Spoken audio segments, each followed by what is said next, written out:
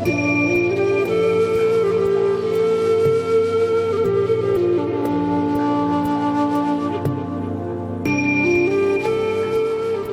back to the Anxiety Slayer podcast. I'm Shan Vanderleek here with my wonderful friend and co-host Ananga Sivir.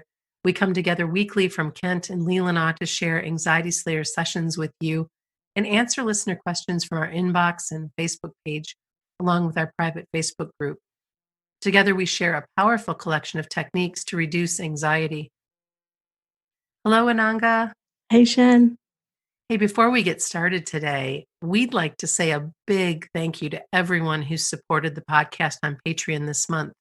Thanks to Allison and Kelly and Chelsea and Erica and Vanessa. We appreciate your support. And if you love the Anxiety Slayer podcast and find our work helpful, we'd hope you'll consider becoming a patron. You can learn more at patreon.com/Anxiety Slayer. This week, we're talking about how to calm the anxiety many of us are facing in returning to work or stepping back into the world after the lockdown. And while some are eager to get back to work and a sense of normalcy and structure, many have enjoyed the quiet time, including us, and more time with family. And sometimes that's tough to leave behind. Anxiety about getting sick or bringing illness home to loved ones, all kinds of things are showing up, and there's a lot to consider and to be cautious about now. We find that it's helpful to examine our personal concerns and then focus on supporting those as they come up. And, before we dive in even deeper, I just got back from a weekend away with my family, and it's the first time we've done anything since COVID-19 popped up. And we went to a very, very safe place as far as the numbers are concerned, not very populated. We went up to the Upper Peninsula of Michigan, and we were very careful. But we did more over the weekend than we have in several months as far as going out and being in a hotel room and being at a restaurant and those kinds of things. And it was a lovely experience, but it was also a bit exhausting, Ananga. By the time I was so happy to get home. We loved the trip. It was wonderful. But that being sure, do I have my mask? Do I sanitize? Did I wash my hands? Did I touch this? I don't want to use a public restroom. How am I going to work around that? I want to go to my favorite restaurant. How are they handling things? Most of what we did was outside in nature, but there was quite a bit that wasn't. And it was a bit unsettling. I was grateful to know how to care for myself and my family during that time. We were extra, extra careful, and I'm hopeful that everything's just fine. But boy, oh boy, if you're feeling this way, know that you're not alone, because this is a lot. Whether it's returning to work in an office environment, which my husband did some weeks ago, or whether it's getting back out into the world like what I just explained, it's perfectly normal if it feels like a bit too much right now. Yeah.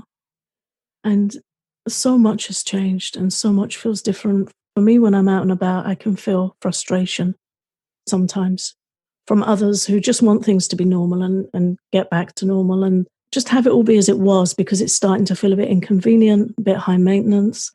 And then others seem to be very concerned or even scared, and my heart really goes out to them. I was on a walk with my daughter a few evenings ago and we spotted a heron. So some people were stopping with their cameras to photograph this lovely bird, and an elderly gentleman stopped a distance away from my daughter, and he said, "What's everyone looking at?" And she said, "Oh, there's a heron there," and she pointed to the bird, but it was towards him, so she pointed towards him a bit, and he startled and stepped back. And she was a fair distance from him. She wasn't too close, but she felt awful. Oh, sure. She said, "Oh, I startled that gentleman. I think he thought I was a bit too close." And so we were just walking and talking and saying, it's really unusual where, you're out taking a walk and you just go to point at a bird and somebody feels some anxiety because they're very wary about this awful illness and the potential impact of that on their life. So it's not like we're all in exactly the same boat. Some are feeling very anxious about illness and bringing illness home to their family, understandably. Some are feeling frustrated. They want to get back to normal. For some, home isn't the happiest place on earth and they need to get back to work and be with others. Some need structure. And some, the more introvert, just want to stay home with their family and they've been really enjoying that. So there's a lot going on. There are definite similarities, but also we're all different and we're all responding differently. And I think that's creating quite a crackle in the atmosphere where there isn't always understanding of somebody else's situation and feelings, and it's a wild time. We found that during our travels that in most places there were rules, established that if you're going to come in, you need to have a mask on and you need to wear it until you sit down at your table. For instance, for restaurant or for the hotel, to wear a mask to check in and wear it until you get to your room. And then other places where it was like the Wild West, and nobody was wearing masks.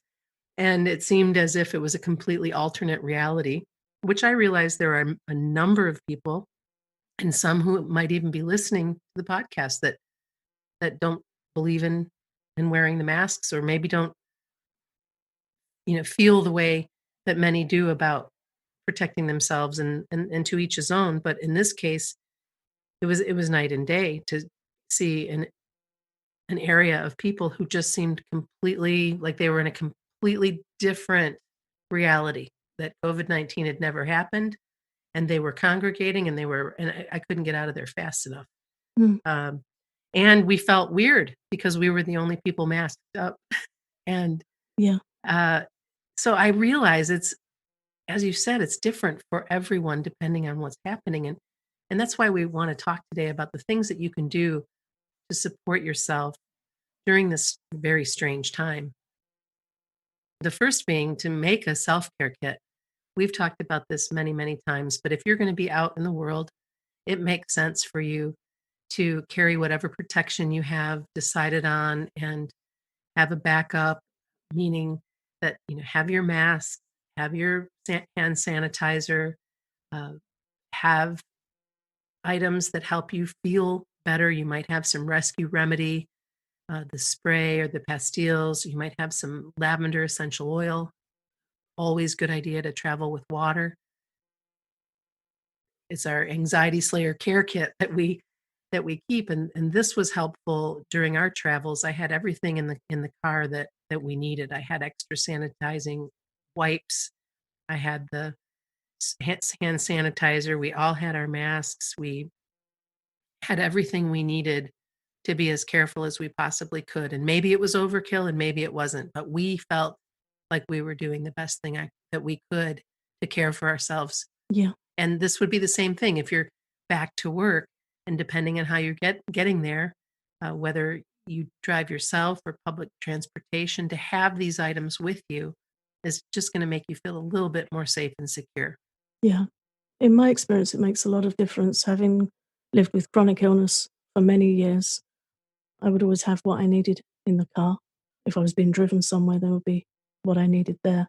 But I just took to carrying a backpack with me. Hmm. When I was using a mobility scooter, it would be hooked on the back of the scooter, and I would have whatever support I needed. There was a little pouch in the backpack, and everything I needed was in there, and it was always topped up. And that just became how I lived. That was with me wherever I went, and it's really helpful. It saves a lot of anxiety, and if you're using a particular mask that you're comfortable with and you've researched it and decided that's the one for you, maybe consider getting a spare, keeping a spare in your car or keeping a spare in a backpack or whatever you carry with you when you're out and about. Just so you know, because the anxious mind likes what if thoughts. So it's going to go to what if my mask breaks, or what if I haven't got sanitizer, or whatever it is you feel you need to be safe. So to have spares readily available. Not that we want to be, like we're nomadic and we've got everything on there. My backpack did get a little bit like that at one point. It was like a shell, that's a lot. I was Sure. having to carry a lot with me, but I'd rather have it with me. I'd Yeah. rather have what I need with me, and that saves a lot of anxiety. And then for anxiety support, yeah, if you want to carry some rescue remedy spray, if you're feeling that you really want leaving alone and you want to be very private with your anxiety, then you can put the remedy spray into a bottle of water in the morning before you even leave home and sip that throughout the day. To everyone else, you're just drinking water, but you know there's support in the water. Or the rescue remedy pastels are really good if you're feeling tense, particularly if you're prone to clenching or jaw tension. I find them really helpful. So again, you can keep some in your day bag, keep a tin in the car. Just make sure you have what you need, what you decide on. And I think that's also very important is we can get caught up in what others think of us or what other people's position is on the virus and how they're handling the virus. We can respect everyone else's standpoint, but we have to be at peace with ours. And often in a family, that's a conversation that needs to happen is what level of care are we going to put into practice with sanitization, shopping, stuff coming in and out the house to just have that be agreed upon. It's quite a personal choice in many areas. So be good with what you decide you feel comfortable with. And practicing self care at home is a big part of this as well as you're changing up your routine again and things are getting busier. Make sure that you're focusing on your nutrition, make sure you're getting enough rest, move your body, walk to release any adrenaline and to clear your head. This is a time that, at least that I've found in my personal experience, that I'll be moving along fairly normally with my life. And then, something can just, ooh, take my breath away. And I can go into that place of, okay, I really need to move. I really need to clear my head and not fixate on being concerned about this statistic or that piece of information or whatever might be going on. There's a lot going on in the United States right now over and above COVID-19.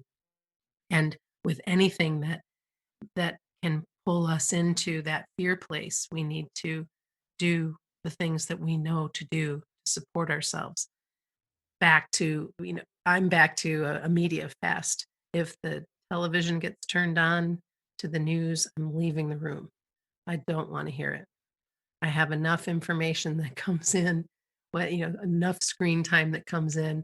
I'm not going to miss what's going on in the world. But if I pay attention too much, that's not self care. That's making things worse because it's putting me in a different headspace where I can fall down the rabbit hole pretty quickly and start to worry and create a much more hostile environment for myself and my family that may or may not be real, but it feels real when too much of that comes in at us. Yeah, I think the way you sum that up is really important, Shan, that creating a hostile environment for ourselves. When there's too much coming in and we become overwhelmed, depending on our mind and body type, we might get anxious or we might get really frustrated or even angry, or we might just go to really try and bury ourselves. And when we see those behaviors arising in us, that's when we know we need to really increase the self care. All of them are okay and natural, but they don't serve us well. And it means we're coming out of balance. It's understandable to be anxious and it's understandable to be frustrated or just feel like you want to hide and just put a duvet over your head. And some people will go really strongly into a need for comfort. But we just need to give ourselves the space and compassion to look at that. And when the anxiety or the frustration or that real need to just tuck yourself away comes up, to understand, okay, this is information that I'm getting a little bit out of balance and we need to slow down and then look, what do I need to do to get myself feeling a little bit more steady? And even with going back to work or whatever it is we're having to stick our nose out into in the outside world again. Yesterday, I went to the garage and put petrol in the car for the first time in 3 months. So I'm looking for the gloves. And the garage had changed. It's like now you have to pay here. Before it was all changed. Everything had changed. This little garage that I've been using, you know, since I moved to this area, probably a couple of times a week. It's like, oh, it's all changed. And we find change ungrounding. We can find change anxiety inducing to just slow it down. Yeah, try to be patient. I think patience is a really big part of this as well because we're all in this together in this learning phase and how to best care for ourselves and how to move through the world just like the businesses are trying to stay in business and support their patrons and be as safe as they possibly can and and to just remember that an extra deep breath uh, to know that no, this isn't normal. This is not anything that we've experienced before. So it's going to bring up all different kinds of emotions and all different kinds of people. So try and start with yourself to cultivate as much patience as you can with yourself and with others because we're in a big learning curve right now. Yeah, it just doesn't serve us well to pile on with the expectation to expect ourselves, you just should get on with it. If you find the should word coming up too much, that's also it's a clue. It's information that we're putting ourselves under pressure and really to slow down as much as we can. And this is a transition. At best, it's a transition. And transitions are always stressful. There are always times of uncertainty and finding your footing again. So, yeah, as you said, Shan, to take it slow. And if you feel yourself, the anxiety coming up, then step back and bring some techniques in that help you feel more calm and safe and grounded again. We're going to need check-in points throughout the day. It's too much to expect to just go to work and click back in and then have it be as it's always been because it just isn't. Right. It's not going back to normal. No, this new normal everyone's talking about. It's so new we don't even know what it is. Yeah, there's no normal involved in this. It's being mindful, it's new, it's remembering all of the breathing techniques and breathing practices that we've been teaching you over the years. The long exhale is a wonderful way to get you to just really calm down, lower your heart rate, get into this space of, okay, yeah, I know what to do. I know that I'm going to inhale, nice inhalation, and I'm going to hold that for 4 counts. And then I'm going to exhale and I'm going to exhale for 7 counts. And if you can't do the numbers exactly 4 and 7, it's okay. Just do your best. It's that nice belly breath, nice. I invite you to do it with us right now. Take a nice deep inhalation and hold it. And now exhale, nice and slow and long.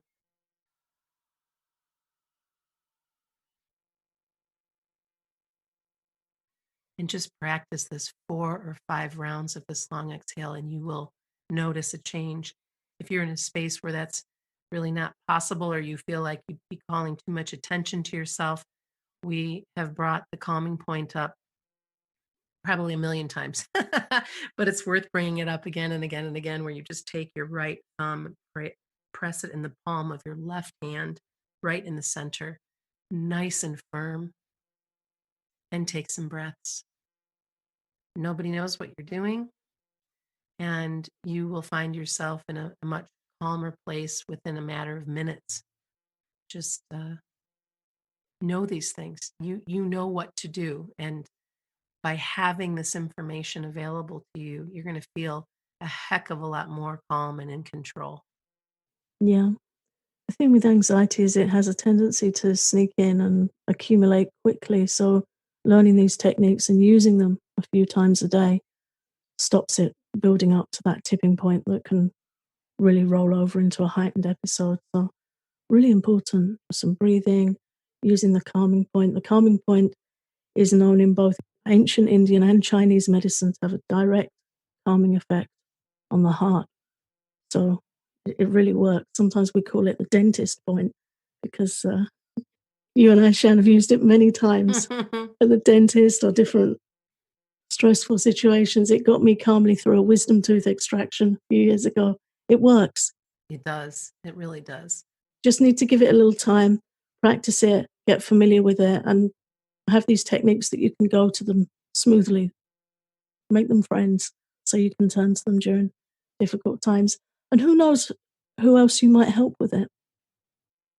because there are going to be a lot of people feeling really spun out that don't have techniques and don't have tools to go to, or they may be really feeling quite heavy on themselves about it. So we never know. There might be opportunities for deeper support and friendship and connection. Hmm. There's always something good, something golden that comes in these difficult times if we're on the lookout for it. That is so true.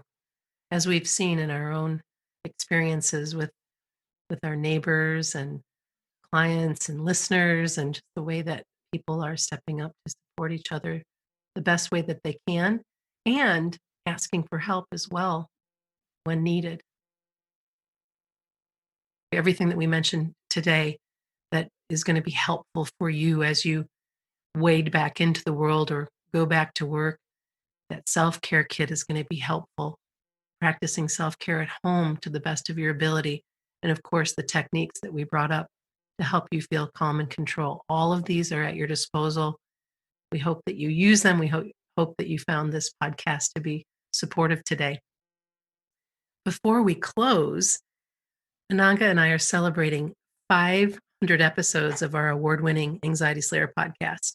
And we thought, what can we do during this time? We didn't even, like, we passed 500 and just didn't feel like it was the time to be tooting our own horn and celebrating. And it just didn't. So we were kind of quiet about it. But we've decided that with so many who are suffering and reaching out for extra support, we thought, let's do something really cool and generous.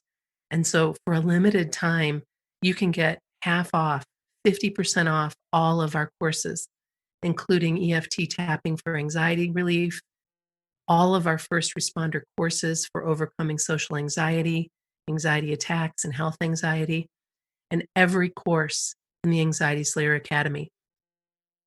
Simply use the coupon code 500 when you check out, and you'll save 50% on all of our Anxiety Slayer Academy courses. And this special sale is available to you through June 30th. That is how we're celebrating. We hope you'll join us and take a look at all of our courses at anxietyslayer.teachable.com.